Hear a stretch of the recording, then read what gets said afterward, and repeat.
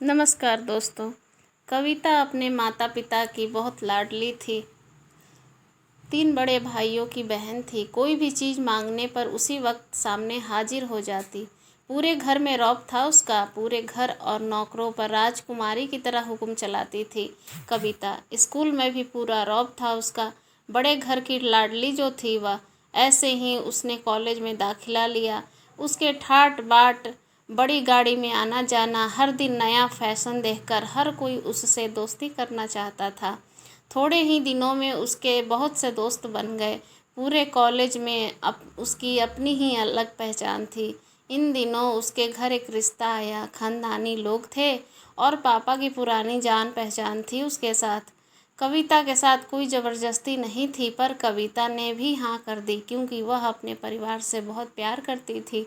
वह जानती थी कि वह लोग उसका अच्छा ही सोचेंगे। लड़के का नाम राज था।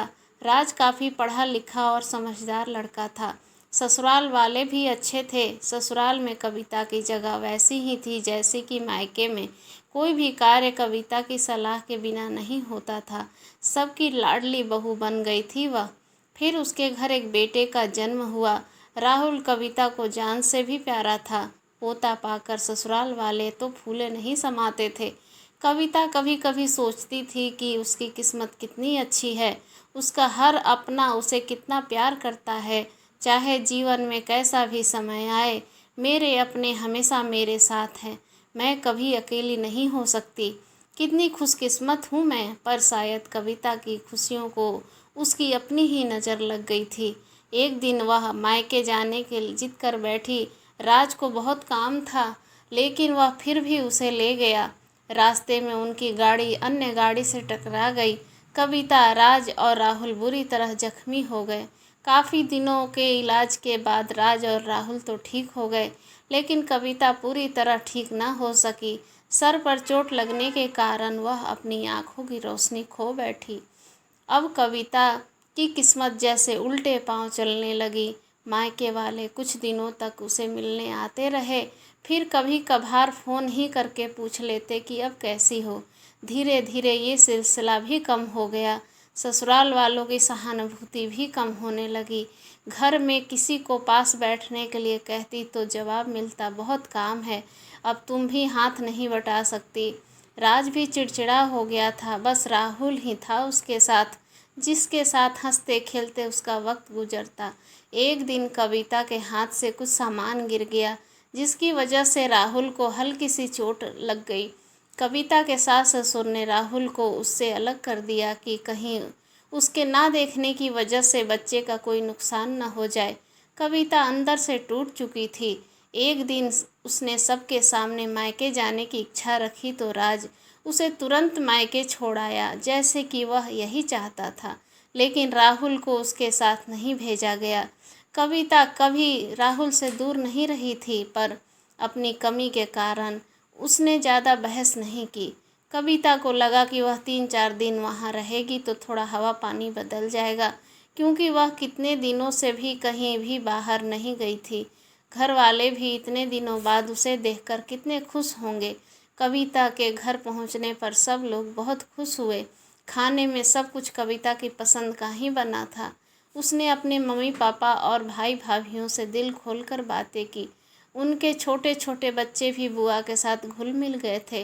रात को सोने के वक्त जब वह कपड़े बदलने लगी तो उसे पता चला कि उसका बैग तो बहुत भरा हुआ था। वह सब समझ गई। वह उदास हो गई। कुछ दिनों तक तो सब ठीक रहा, फिर जैसे सब बदलने लगा। सबका व्यवहार बदल रहा था। वह लोग जैसे थक चुके थे उससे। सब लोग घुमा फिरा कर पूछने लगे कि राज कब आ रहा है उसे ले जाने। वह बहाना बना देती, जबकि वह जानती थी उस घर में अब उसके लिए कोई जगह नहीं। कविता से चलते वक्त कुछ न कुछ नुकसान हो जाता। थोड़ी बहुत टोका टाकी उसे सुनाई देती, वह टाल देती। एक दिन उसके हाथ से लगकर एक कीमती फूलदान टूट गया। छोटी भाभी ने बहुत हंगामा मचाया। कविता के माता पिता रोज रोज के झमेले से तंग आ गए थे। उन्होंने राज को खुद से ही फ़ोन कर दिया। राज कविता को अपने घर ले गया। कविता को अपने परिवार वालों से ये उम्मीद न थी। जिस कविता के कहे बिना घर से एक पत्ता भी नहीं हिलता था, उस घर के लिए वह अब बोझ बन चुकी थी। राज के साथ ससुराल आते वक्त वह बहुत खुश थी, क्योंकि वह अपने घर जा रही थी, अपने जिगर के टुकड़े राहुल के पास। परंतु यह खुशी भी कुछ पल की ही थी। सारा बंदोबस्त पहले ही किया हुआ था। कविता को सीधे ऊपर वाले कमरे में पहुंचा दिया गया। राहुल से दूर रखने की सख्त चेतावनी दी गई। एक काम वाली लता को उसकी जिम्मेदारी सौंपी गई, जो उसके खाने पहनने जैसी ज़रूरतों का ध्यान रखती। कविता ज़्यादातर चुप ही रहती, कभी कभी काम वाली लता से थोड़ा बतिया लेती। उसके जरिए राहुल का पता चल जाता। सबकी लाडली बेटी और बहू सबके लिए लाडली से बोझ बन चुकी थी। दोस्तों, वीडियो के एंड तक बने रहने के लिए धन्यवाद। कहानी कैसी लगी कमेंट करके ज़रूर बताइएगा।